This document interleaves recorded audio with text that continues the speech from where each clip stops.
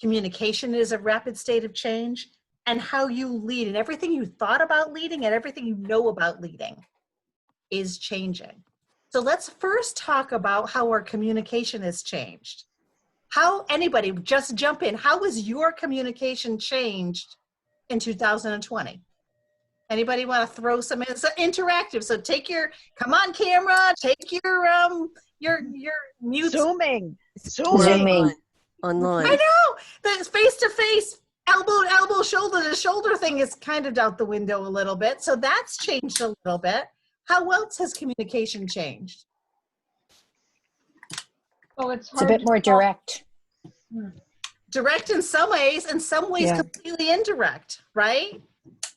How about some of the words that we choose? Are we finding that some of the communications and choices of words that we have are now offensive, things that we normally would say and now are offensive, and people have a little bit more sensitivity in some things? Yeah.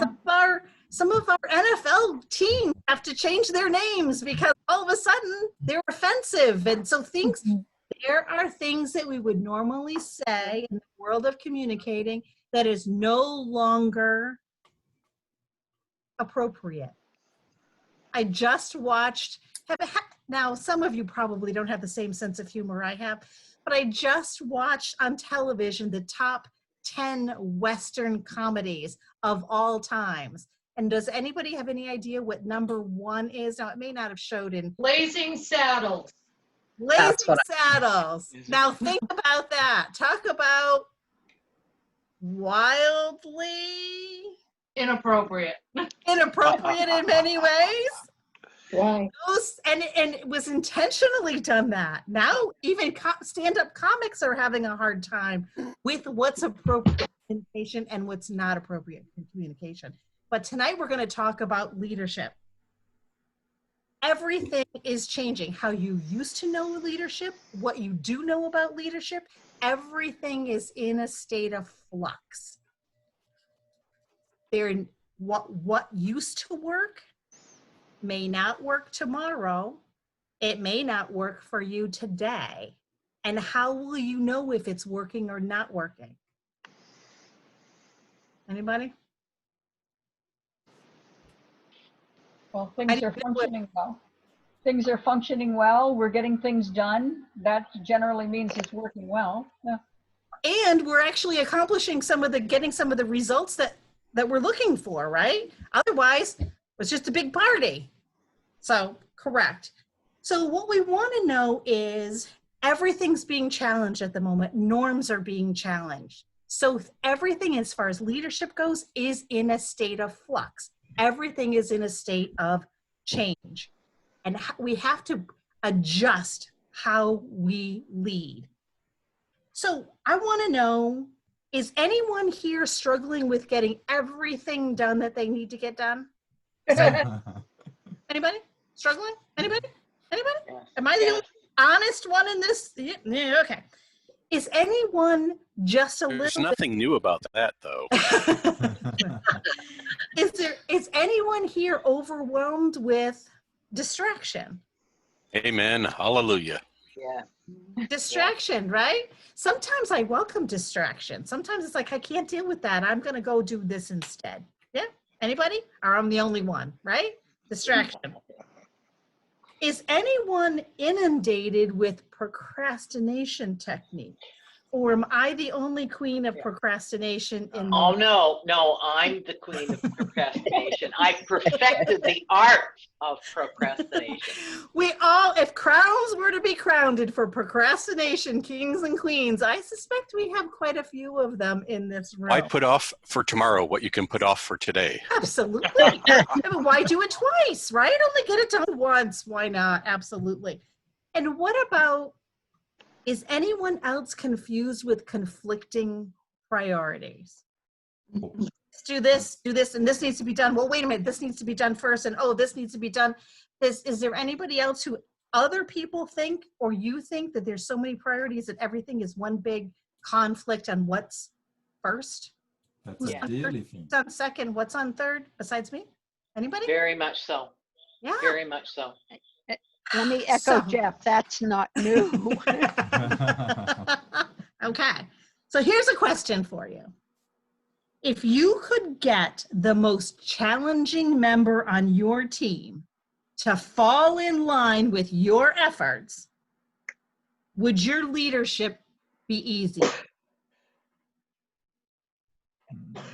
Thumbs up, thumbs down. Yes? Come on, be honest, be honest. Leadership is never easy. Leadership is service and being a servant. Being a servant. I like Winifred's thumb sideways. Well, I'm going to challenge us all tonight. I'm going to challenge us all. If I could share with you 3 key focus areas that will save you a ton of time, a ton of effort, bypass a whole lot of frustration, would that help? Yes Yes. or no? Yes? Okay. I've got a secret I want to share with you. Go ahead. Here's the secret. The most challenging person on your team is the person looking back at you in the mirror. Everyone agree or disagree? I've taken a lot of leadership classes, and I can tell you we've proved it every which way but Sunday. It's the truth.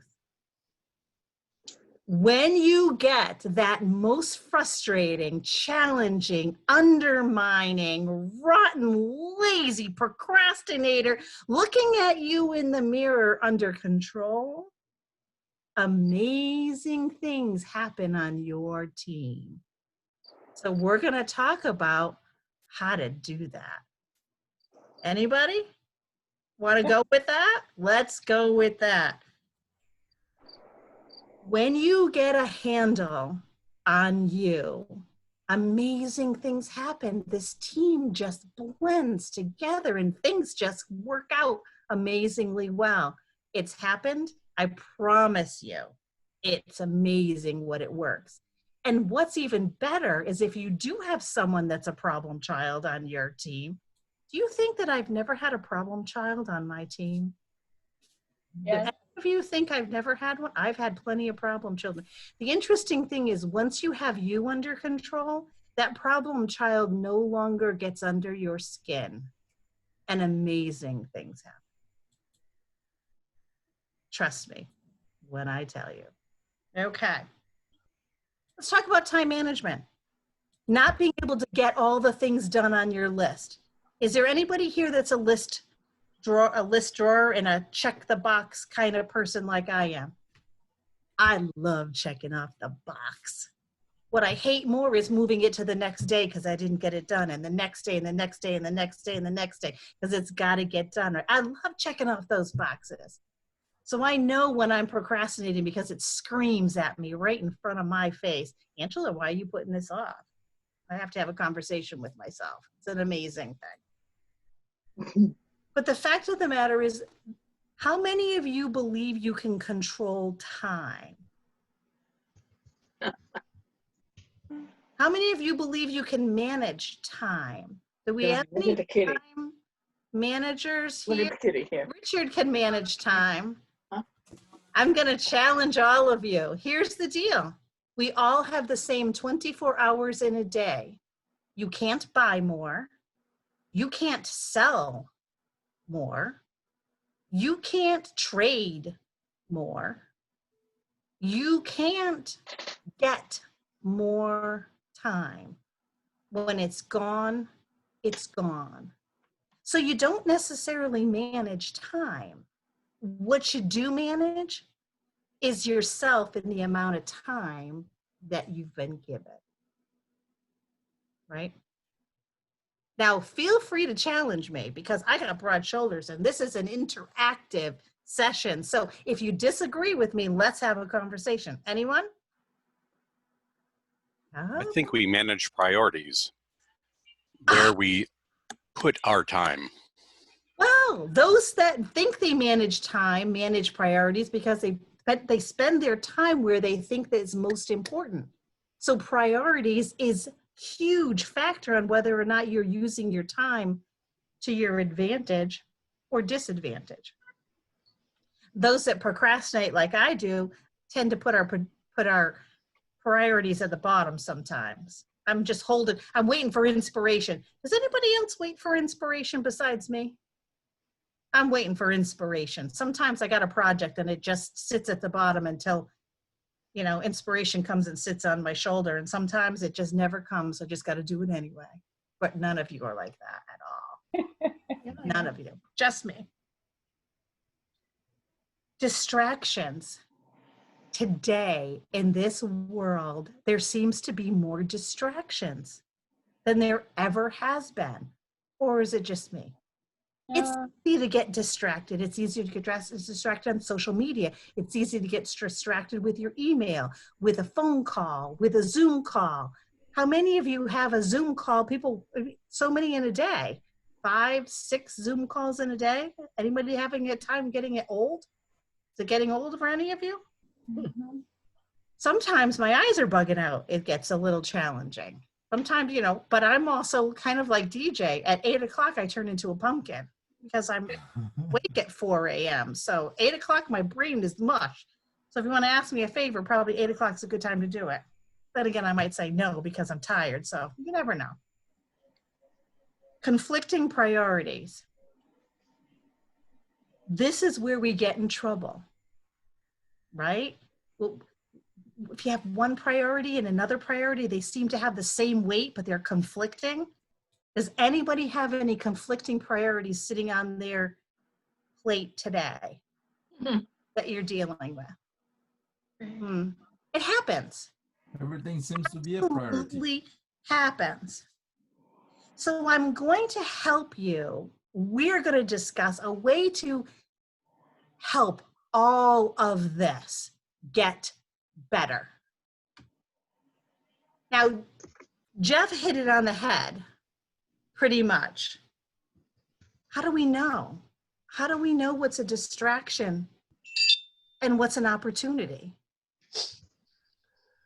Do we have plenty of them coming our ways? One way you could decipher that is depends on where you're going.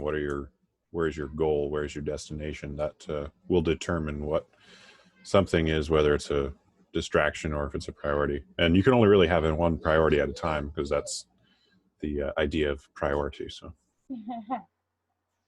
Absolutely. The only way that you know whether an opportunity something comes before you, and the only way you know whether it is an opportunity or a distraction is to know whether it lines up with your goals. Is it in line with your goals, or is it sending you in the opposite area of your goals?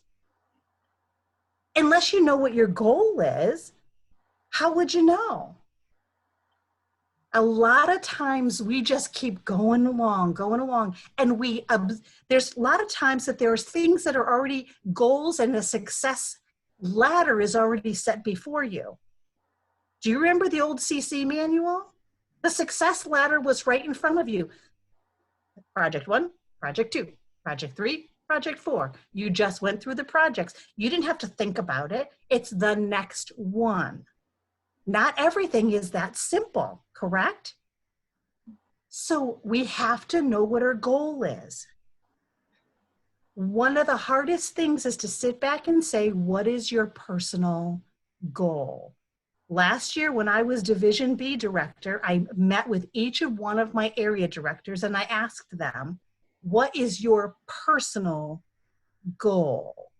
Do each of you have a personal goal? And let's just talk the next 2 weeks, because we could go on for a whole year, 5-year plan, 10-year plan, blah, blah, blah. Let's talk 2 weeks. Do all of you have a personal goal for the next 2 weeks? Anybody? Thumbs up? Yeah. Yes? Does anybody not have a personal goal for the next 2 weeks? Okay.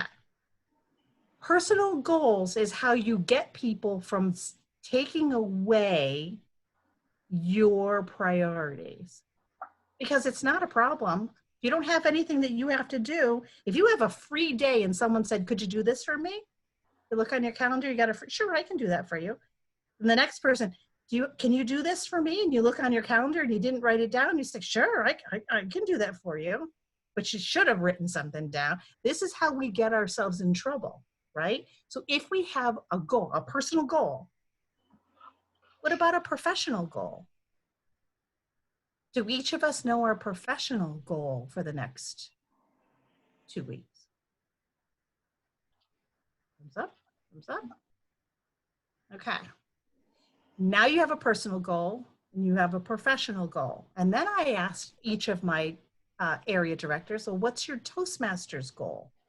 And they're like, what? They thought their Toastmasters goal was their next letter set after their name. That's not it at all. What I want to know is, okay, we're all here because we're Toastmasters. Toastmasters is a tool. Toastmasters has a success plan. But what I want to know is, how is Toastmasters, how are you going to use Toastmasters as a tool to obtain your personal goal and your professional goal? Are they in line? Are they helping each other out? Or are they in opposition? Because if they're in opposition, you're not going to ever have time to get it all done. And you're probably going to be irritated in the process. Anybody? Do you know what I mean? Has anybody ever thought about your Toastmasters goal supporting your professional goal as well as your personal goal? Anybody? Anyone want to chat about that? Paula, you want to chime in? Add some wisdom to the conversation? Well, for me, my professional goal, I'm an author. So when I originally came into Toastmasters, it was to be able to get more speaking opportunities so I have more of a comfort level to be able to promote my work. Now, so that does work on a professional level because I do want to sell my books. And also it works on a personal level because I'm developing keynote speeches and I'm developing things that I'm going to be using in the next step, in the next level for me, as well as expanding my horizons within the Toastmasters organization. So there's all of those different layers. And I thought in a very comprehensive way about that. It's very strategic. And I got a plan. She's got a plan. I like it. Who else knows how Toastmasters is helping them achieve their professional and their personal goal?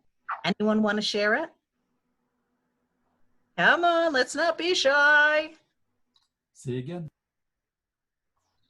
How is your Toastmasters goal helping your professional goal, help you reach your professional goal and your personal goal? Marianne.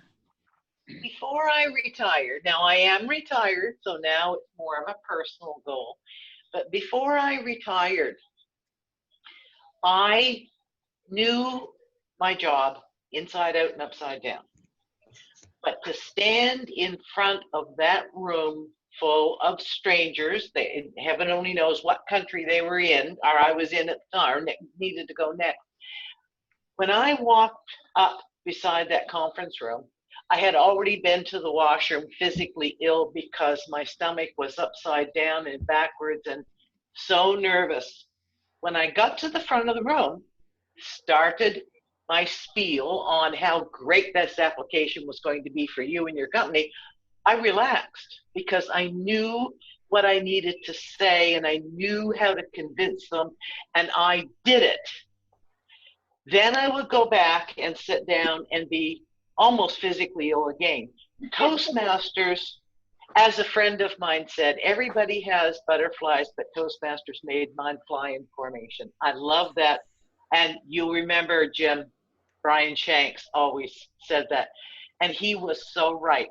What Toastmasters did for me was I would go to that plant, wherever it was, and march to the front of the room. I'm still a little nervous because most of these people I've never met, even if I've conversed with them for quite a while, and present and convince them how great that application was going to be for them and how easy it would be.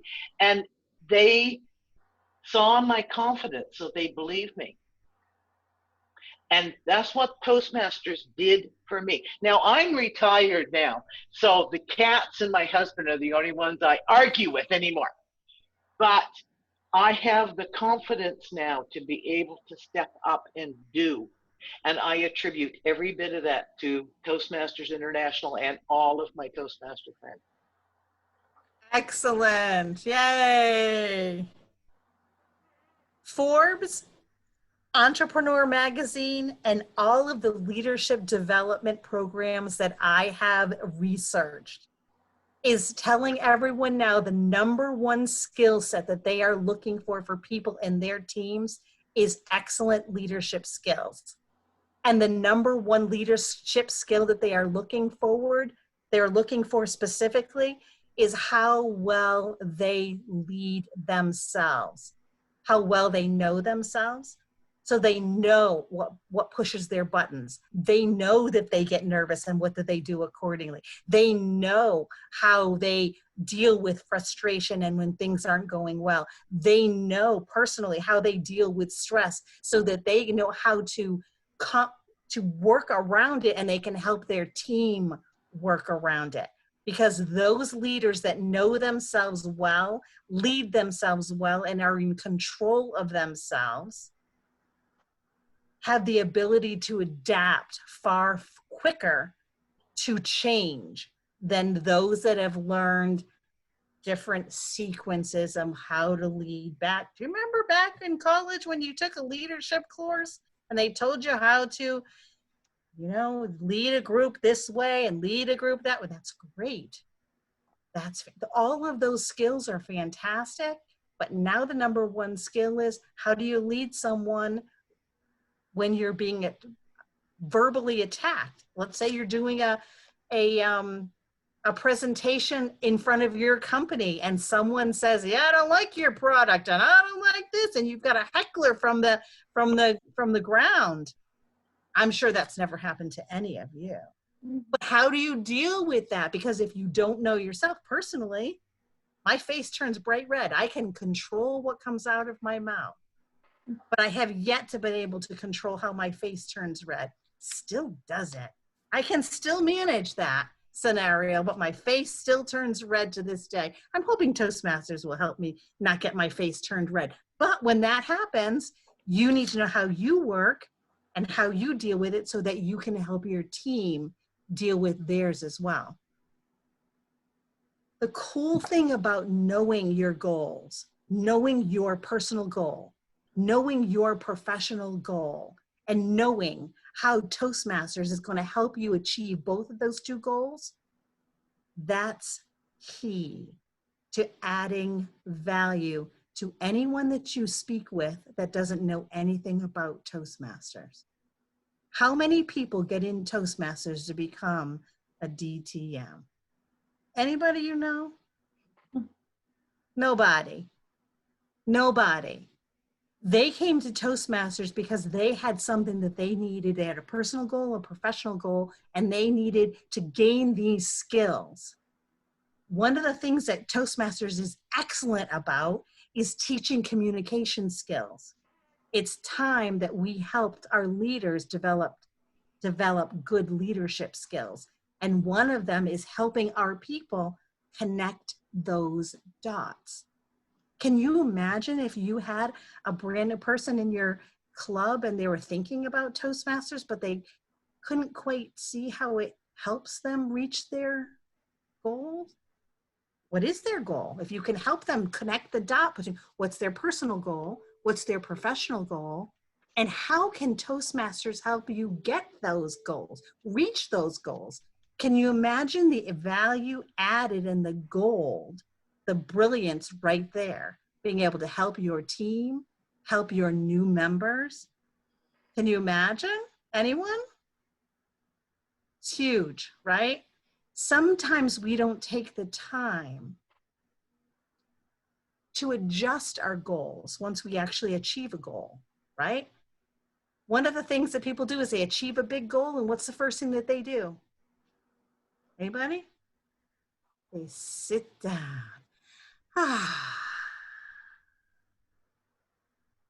We have a brilliant area in Maine called Area 24. They are the best brilliant people I have ever met. We've got more DTMs in Area 24, but so many of them, when I went to them and said, can you help? They're like, we got DTM, and they went,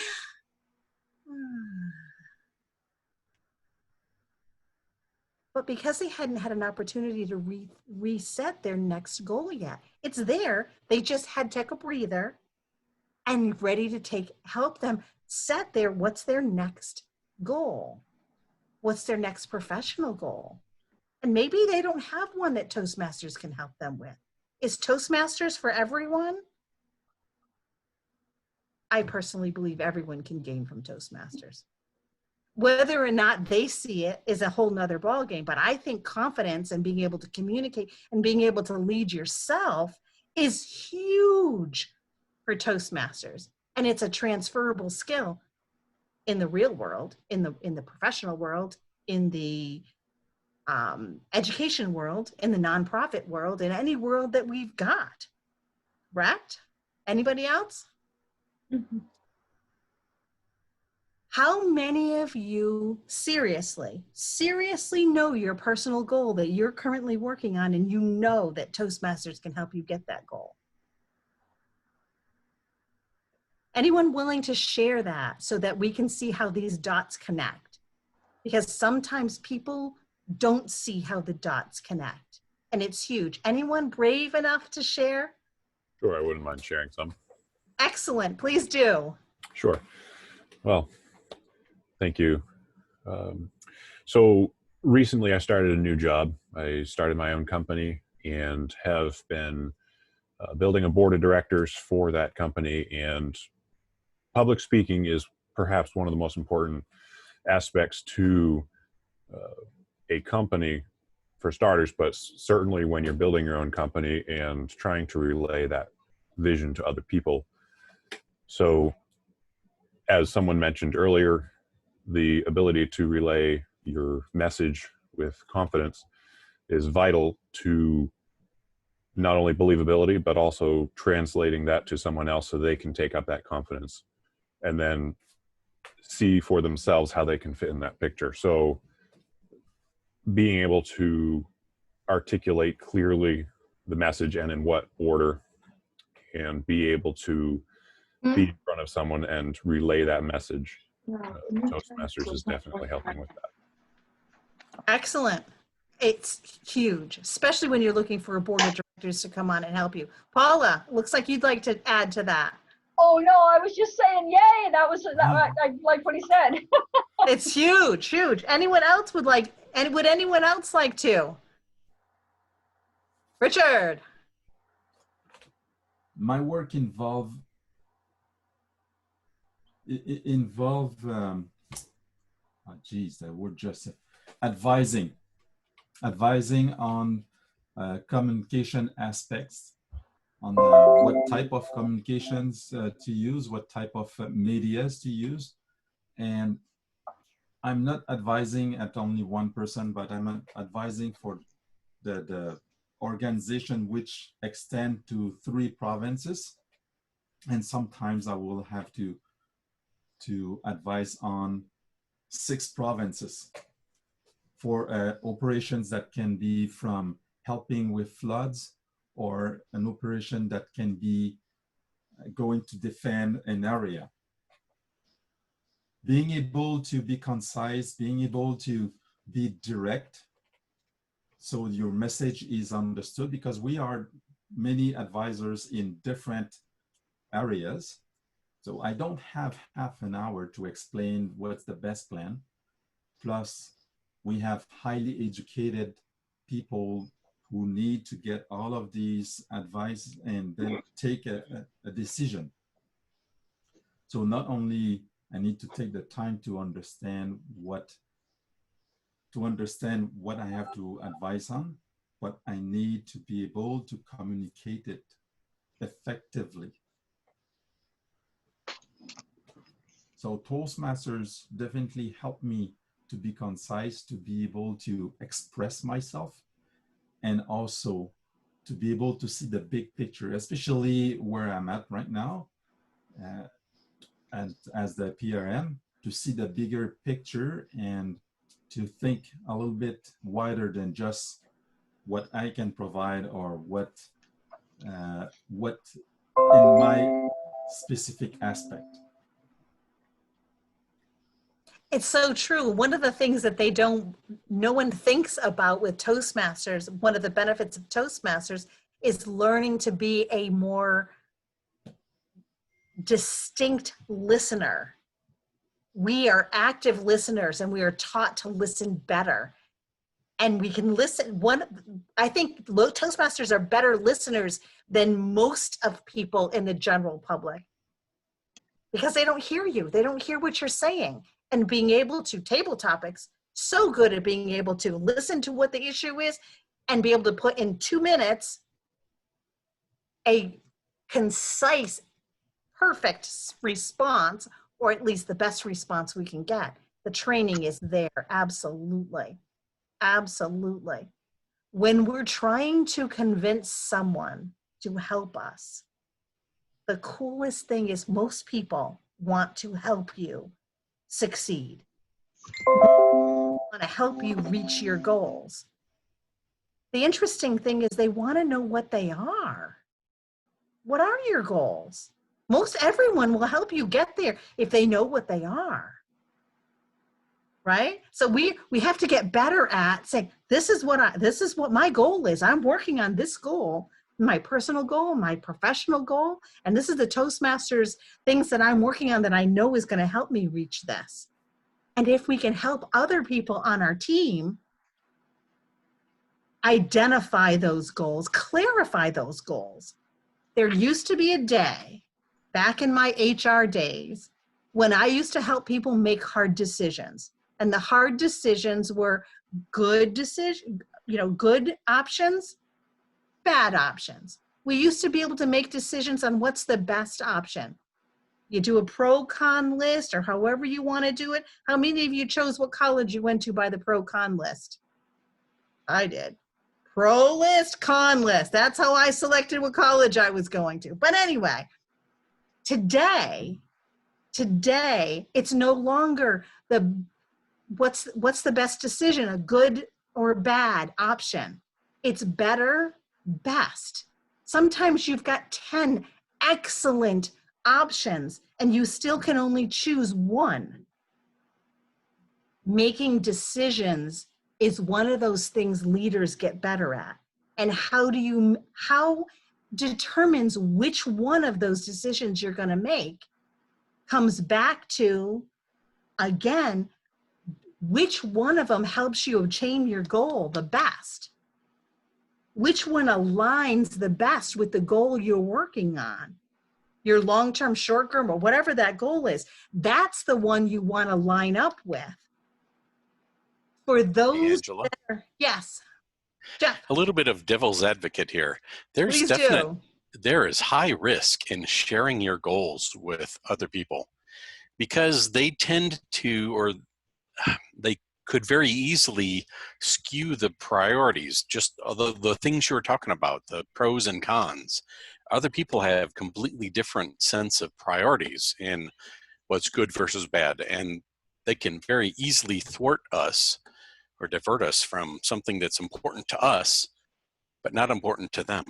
And this is so true. This is so true because you have to have proper discernment, because you have to know who it can help you and who you want to share that with. I happen to work for a narcissist, and I didn't even know what a narcissist was. But I quickly learned what a narcissist was. We were building a brand new building. And we were looking at the blueprints and all the top management people were like, oh, which office is yours? Which office do you want? Which office do you want? Well, I tended to meet with a lot of clients.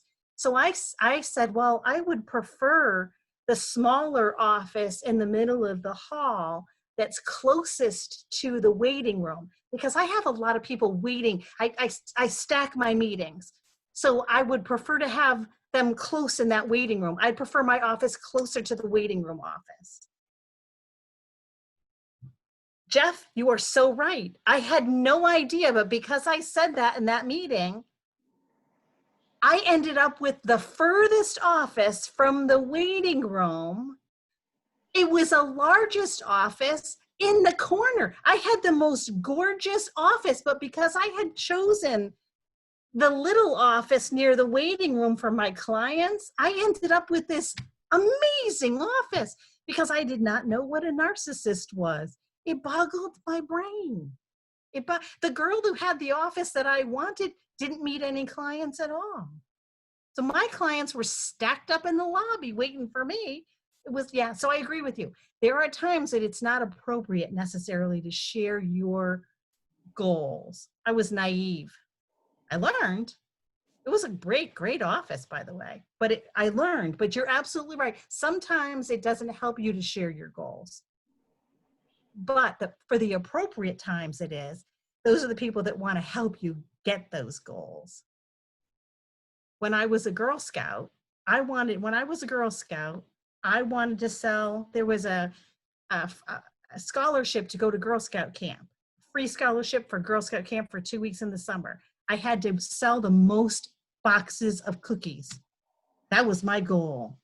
I told everybody and their brother, I really want to sell the most boxes of cookies in my whole troop because I want to go to Girl Scout camp. Who sold the most Girl Scout cookies? All those old ladies that live in my town helped me. Every single one of them bought Girl Scout cookies. But sometimes it's appropriate to say that. So you're absolutely right. Leadership today is changing fast. Leadership today is hard. Sometimes it's not easy to know what to do when you've got a situation facing you. Sometimes you just have to ask the next person, did you ever run into this issue before and how did you handle it? Right? Has anybody done that? And you just keep going down the line. I've done that. And sometimes you need a group of people that you can trust to say, I have got this situation. I don't know what to do. Can you help me at least clarify what's the real issue? Sometimes we get so buried in an issue, we don't necessarily know what the true, clear issue is we've got to deal with. Has anybody ever been clouded by that before besides me? Yeah. Sometimes you just need to step back a little bit and help have someone help you walk through it.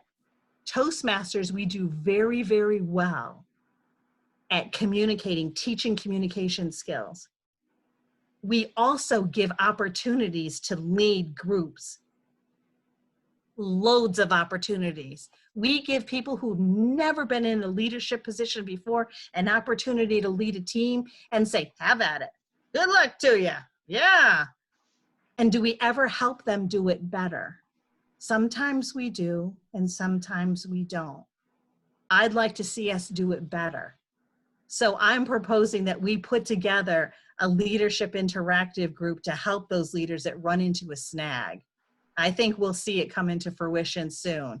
So if any of you, if that sounds like something that you're interested in participating in, let me know. Let me know and we will see what we can do. We need to do leadership better. And how we do leadership better is to know our goals, to know ourselves and to manage ourselves and lead ourselves better so that we're not chickens running around with like our chicken with our head cut off, that we're not stressed and strained, that we're not over the edge and coming unglued, that we're calm and we know how to find the answers, at least find the people that help us find the answers. So we're about 7:41.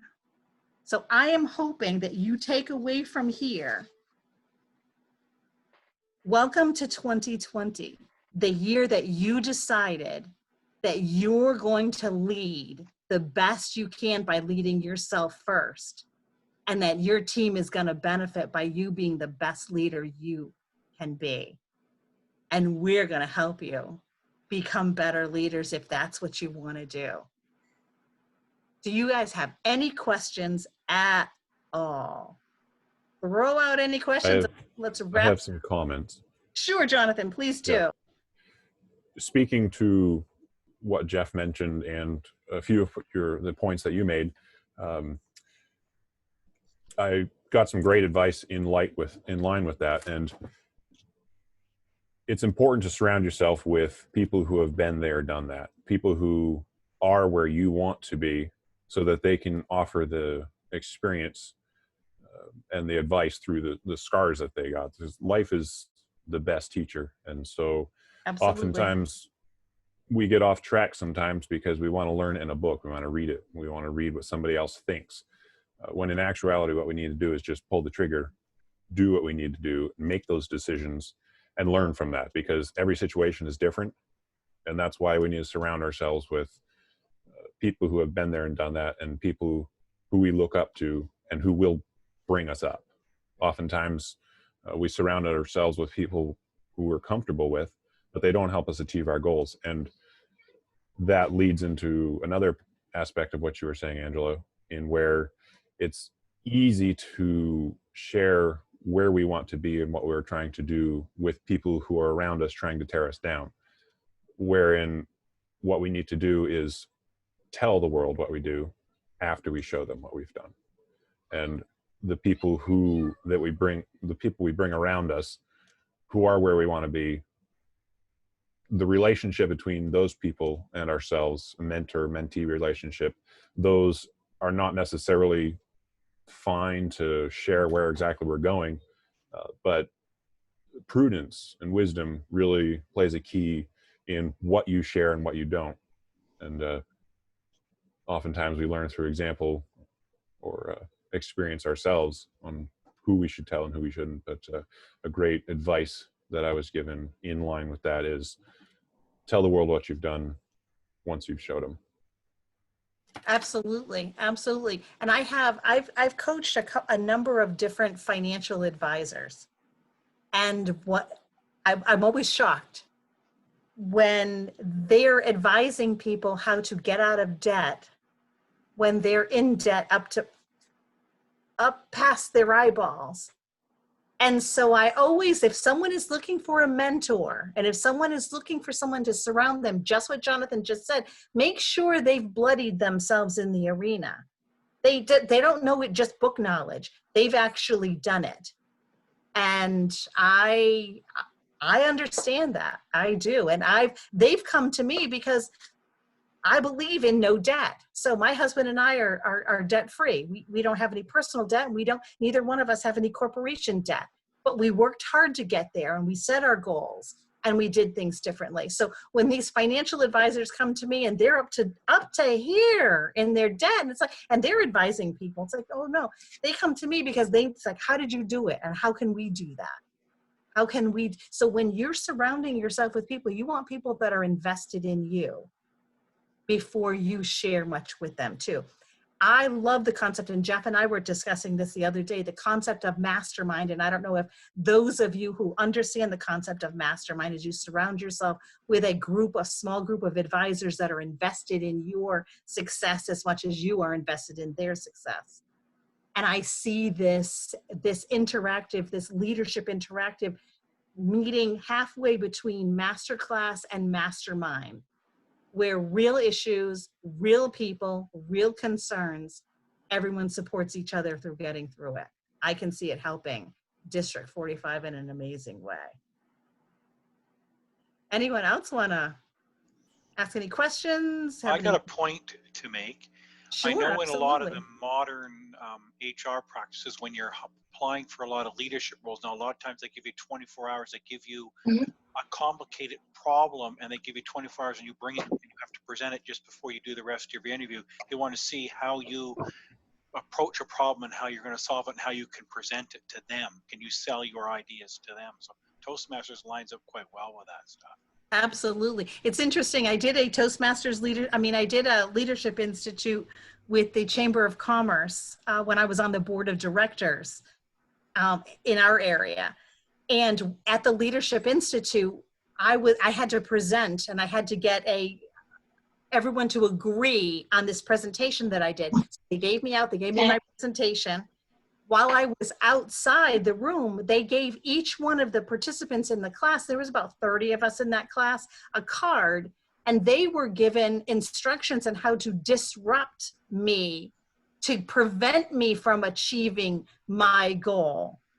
And some of them were come up to the, to the markers and take my markers away, say, I'll write for you. Some of them were to, sit on their desk, start side conversations. Some of them were to disagree with everything that I said. And it was a timed presentation to get all of this done.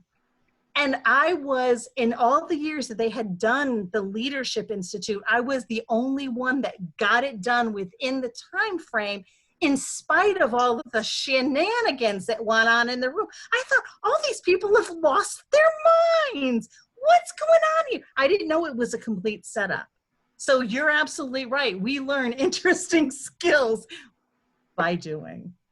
And my face did turn red, but I didn't lose control over what I was saying out of my mouth. But my face was bright red by the time I was done with that practice. But you're absolutely right. Toastmasters has a lot to offer because we learn by doing.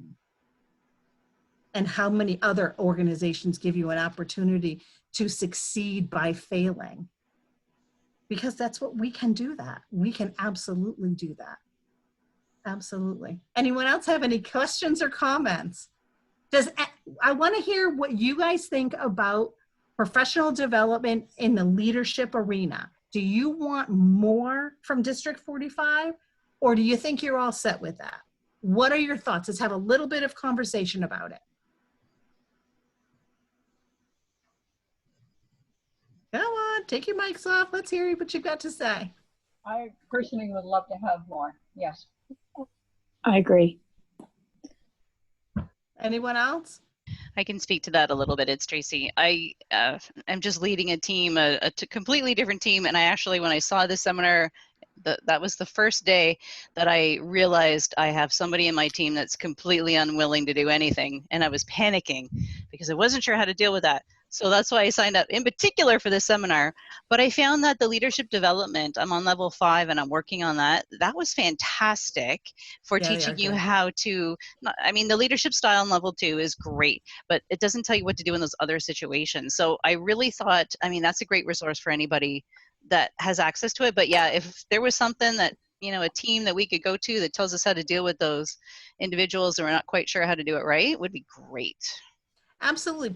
Every now and then we end up with, and the interesting thing is, as we're developing, and whether we're in education in school or we're doing Toastmasters, we have a tendency to develop splinter skills based on the experiences that we've had to go through.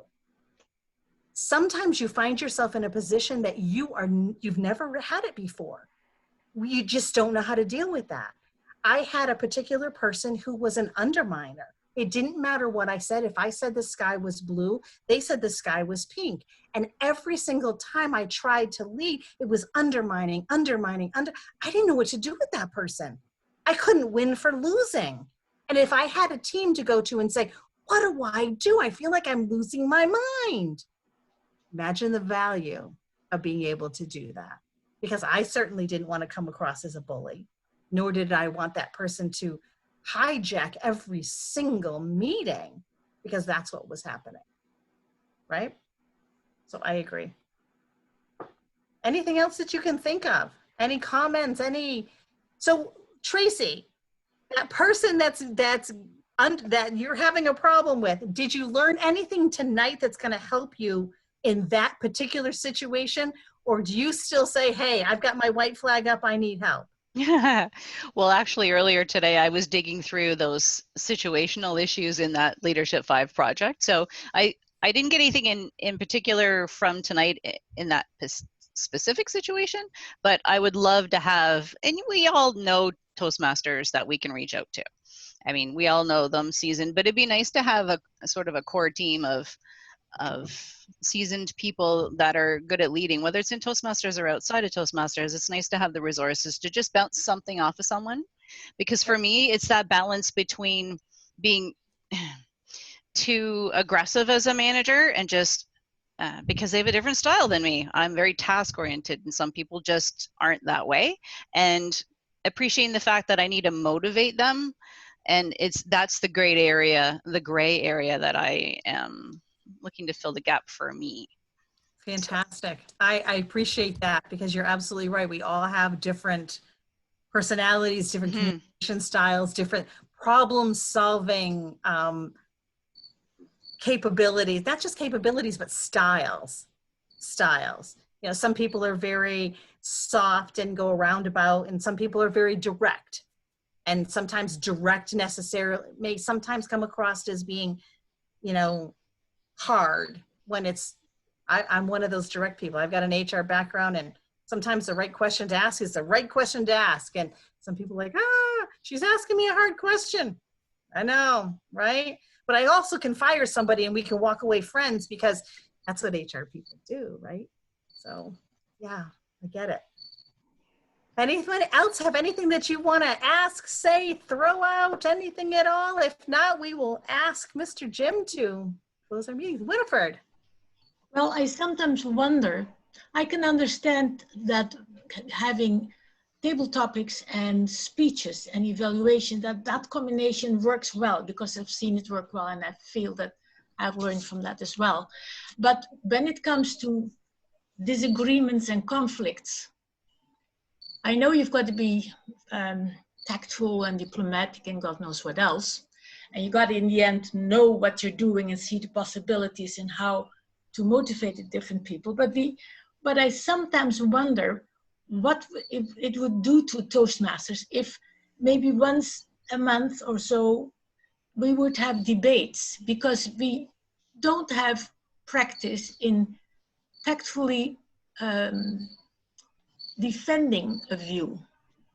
You know, and the minute I say debates, I can only see people getting each other's hair and fighting. And that's not what I have in mind. But at the same time, I could use some debate, you know, with well-meaning people so that I learn to be more specific, not react, but respond. Things like that. And I don't know. I think you're right. I think we don't necessarily, we've lost a lot of our ability to debate and negotiate. I've negotiated a number of bargaining unit contracts. So negotiation is something that, and I teach a lot of women negotiation skills for women, because women negotiate very differently than men do. But one of the things that I hosted a youth leadership program for all of area 14, my leaders there. And we had the kids with 8th graders, we had them debate, and they had to prove to us that their color crayon, blue crayon or red crayon or orange crayon, was the most worthy crayon in the Crayola box, and had to debate and why their crayon. It was hilarious and it was so much fun. So I think you're right. I think there's room for learning debate skills. I think you can do it at the club level. I'd recommend it at the club level and just see if they want to have fun with it. But we had a blast at the youth leadership level. Those 8th graders were hilarious, and they were really quite passionate why their blue crayon deserved a better spot in the Crayola box than the orange crayon. It was a lot of fun. A lot of fun. Angela, one of my clubs, sorry. I do know that fun is always a big guiding word, right? Everything we do should be fun, fun, fun. And then, oh yeah, there is other things too to take care of.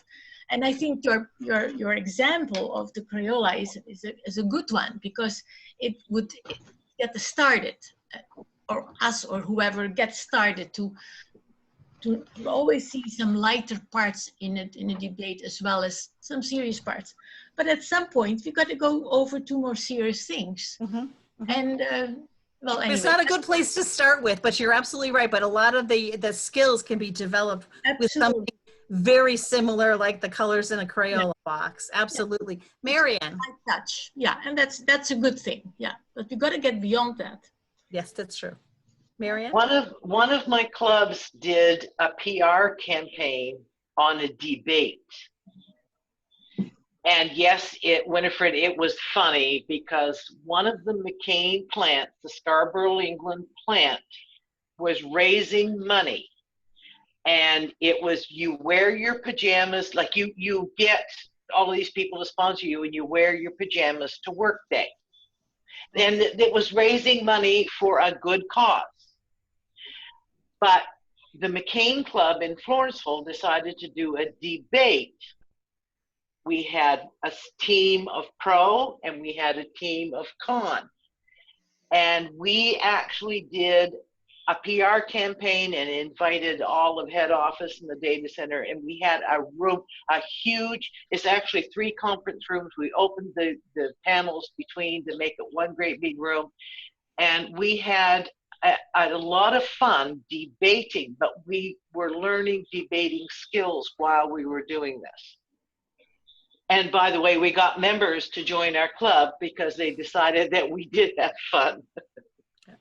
Yeah. Well, one of the things, and I think it's important because one of the things that reason why some people shy away from debating and shy away from any kind of difficult topic is because they don't want to fighting. They don't want to hurt people's feelings. But developing those skills, if we can keep a level of fun at it and still develop those skills so that in the real world, when you those skills, it's very helpful to have them, especially negotiating, because when I teach women negotiating skills, it's like, oh, I can't negotiate. Well, you most certainly can, because the best negotiators on the planet are 3-year-olds. If anyone has negotiated with a 3-year-old, they hold nothing back. Let me tell you, they know what they want and they don't give in.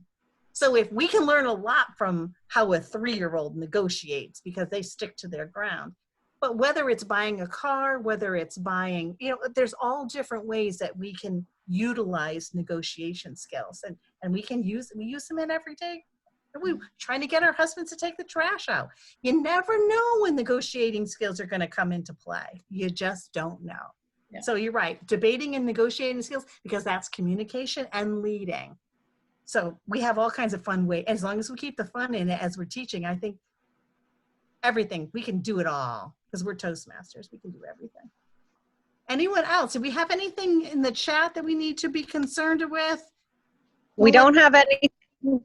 No, we don't have anything in the chat. I did want to say, Angela, just on the leadership aspect, is we join Toastmasters and we come in as a new Toastmaster expecting to do the traditional approach to leadership. And then as DTMs and district leaders at whatever level, we have the advanced leader skills, but there's that middle ground that I think a lot of your presentations hit, and that's what I appreciate, is it's fine-tuning all those skills. Every point, the point about motivating people that are different from you, the point about learning how to debate effect presentations, hit skills that will help me, fine-tuning all those people that are different from you. I might not have been able to right now prioritize or verbalize that, hey, yeah, that is a skill that I want to fine-tune. So I appreciate you doing this. Okay, thank you. Thank you. I think, Jim, if there's nothing else, I think we can close our meeting. Yes, well, thank you, Angela. We were very lucky to have the skills that you bring here and the information, because I learned a whole lot here. Just 2 things. We will reschedule the hybrid clubs, and I do thank you, Angie, for stepping up the last minute. I think I asked you like on Monday if you do this for me. Very impressed. I don't know if I could have done this, something similar to this.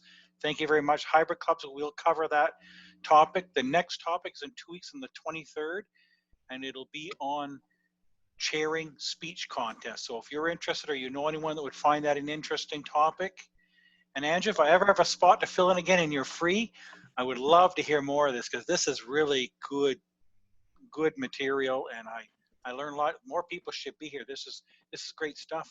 People probably pay a lot of money to be told something this kind of stuff. It's good stuff. Thank you, everybody, for your time. I really appreciate you attending this Sunday webinar, and please come back to more of them. Thank you very much. I will also save the recording, and I will get it to Richard so we can get it up on our website so you can see it again. And again, thank you, Angela. Thank you for everyone who's attended. Good night, folks. That being said, Thank I'm you. Thank you, Angela. Stop Thank you, the Jim, recording. for making this happen, and Melinda.